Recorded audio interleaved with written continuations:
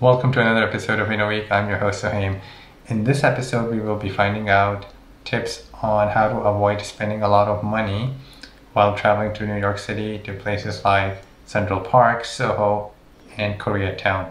So stay tuned and let's watch. Central Park is an all-seasons destination for tourists in New York. Whether it is summertime, whether it is wintertime, tourists love to flock to this park for a good time. However, all this walking can make you tired, and in a spur of a moment you can make a decision to eat somewhere which can cost you a lot of money. And New York can be very expensive when it comes to food.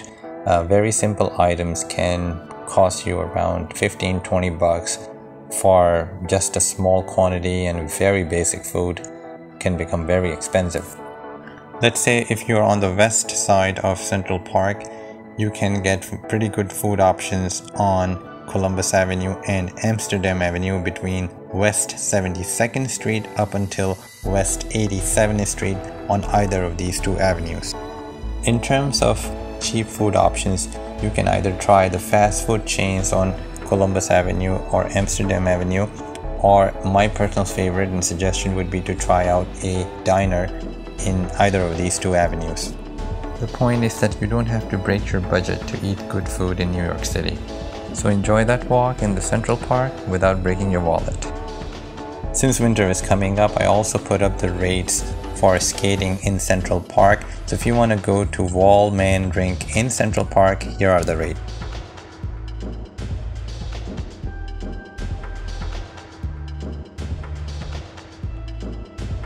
And just to show the comparison, I also put the rates for Rockefeller Center skating rink. Comparing the two, I think Central Park wins in price. Unless you really want to skate in the Rockefeller Center, I think Central Park is a pretty good choice.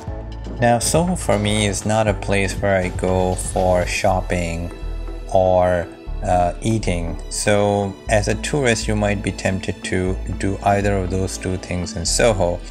But in my view, I think you should really reconsider that. In terms of shopping, I would say first do some kind of a window shopping before you end up really splurging your money. And in terms of food, yes, there are good options in SoHo, but they are very pricey. And given that how much money tourists spend in New York City on average just to pay for the hotels, I think it is not worth it to go and eat in expensive places unless you really have a taste for expensive food items. Normally for me, I would just go to walk in SoHo. It's very decent, it's very nice, it's very lovely in SoHo for a walk. So I would just save SoHo for walking and window shopping. In Koreatown, Food Gallery 32 is my go-to place to eat very tasty and cheap food. Food Gallery 32 has 3 floors. One at the entrance, the other one on the stairs, and the third one on the very top. In Food Gallery 32, there are plenty of options to choose from.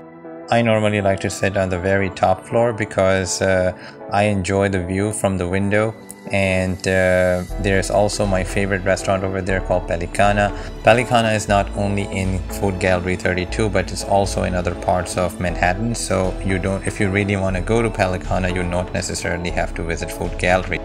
And you can almost always find chairs and tables on the very top floor to sit and eat in comfort. Now I paid about 15 bucks with tax and tip. I got the boneless chicken with salad and rice, which is $11.99, and with the tax and tip it came out to about $15.50. And I'm not gonna complain about the food. It was very tasty and it was very filling. I also chose second level of spice in the sauce. So if you're ambitious, go ahead and try the third level, but the second level was pretty good for me. If you like the content, please subscribe, like the video, and comment below. Help the channel grow. Thank you for watching In a Week.